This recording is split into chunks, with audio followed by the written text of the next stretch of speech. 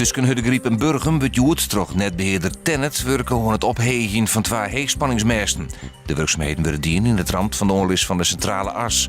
Als het verkeer heel 2000 section onder de mesten terugriet, dan moeten de elektriciteitskabels wettelijk zo'n 20 meter boven de dik hingen. De raadsvergaderingen van de gemeente Kolmelaan beginnen tonight net meer met een gebed. Juster het de meerderheid van de Rie het ambtsgebed afschaft. Dat bij voorstel van het college dat zijn gebed net meer van deze tijd vindt.